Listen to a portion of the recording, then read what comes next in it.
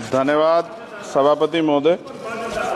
आपने वर्ष 24-25 की पूरक अनुदान मांगों के प्रथम बैच पर बोलने का अवसर दिया, इसके लिए आपका आभार व्यक्त करता हूं। पूंजीवाद वह जो लगातार बढ़ रहा है, मुख्य रूप से ठेकों के माध्यम से निष्पादित किया जाता है और बड़े लाभ ठेकेदारों को जाते हैं, जबकि सामाजिक कल्याण योजना के लिए बजट जो प्रत्यक्ष लाभ हस्तांतरण के माध्यम से पारित किया जाता है घट रहा है।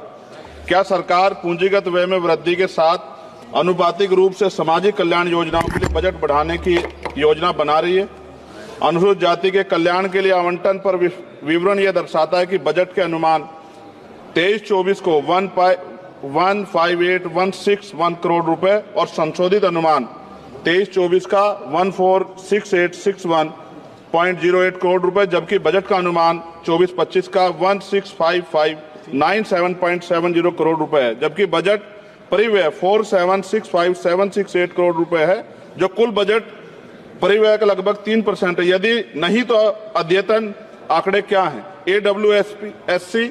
AWSP योजना मुख्य रूप से आय सर्जन योजनाओं, कौशल विकास और बुनियादी ढांचे के विकास पर सकारात्मक कार्रवाई को लक्षित करती है, ताकि लक्षित आबादी के बीच गरीबी को कम किया जा सके, उन्हें गरीबी रेखा में ऊपर लाया जा सके। सरकार अनुसूचित जाति और जनजाति की आबादी के अनुपात में समावेशी विकास के लिए बजट आवंटित करने के लिए जाति गणना के साथ रुकी हुई जनसंख्या गणना कब शुरू करेगी?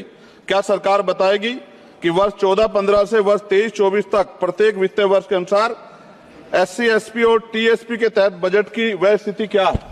वित्तीय वर्ष 2014-15 से वित्तीय वर्ष 23-24 तक SC, SP और TSP बजट का लंबित बैकलॉग क्या है और बैकलॉग को कम करने के लिए क्या योजना है? क्या महात्मा गांधी राष्ट्रीय ग्रामीण रोजगार गारंटी योजना कार्यक्रम पर मद से 1 से पता चलता है कि 23-24 का वास्तविक व्यय 90806 करोड़ रुपए था और 24-25 का बजट अनुमान केवल 86,000 करोड़ रुपए था, जिसमें ग्रामीण श्रमिकों को रोजगार की गारंटी देने के लिए मनरेगा अधिनियम 2005 के तहत 100 दिन में काम देखते हुए भारी कमी की गई है। क्यों?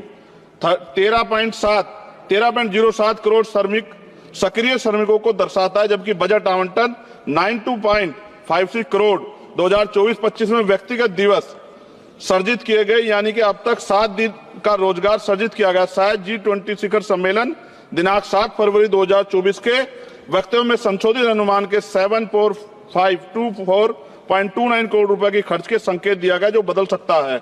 बजट अनुमान 24-25 के तहत सक्रिय जॉब कार्ड धारक श्रमिकों को कितने दिनों की गारंटी कार्ड नौकरी की योजना बनाई गई है? राष्ट्रीय स्तर पर औसत दैनिक मजदूरी भुगतान क्या है? यदि सभी सक्रिय कार्ड धारक श्रमिक 100 दिन काम करते तो कितने बजट की आवश्यकता है? क्या मुफ्त अनाज देने के साथ साथ अतिरिक्त नौकरियां देना उचित नहीं? क्या यह वांछनीय नहीं कि सक्रिय कार्ड धारक श्रमिकों को कम से कम 6 महीने में 180 दिन की आजीविका रोजगार सुनिश्चित करने के लिए मनरेगा निधि में वृद्धि की जाए, ताकि उनमें अपनी रोटी कमाने का गर्व की भावना पैदा और सम्मान के साथ जीने का अधिकार को बढ़ावा मिले?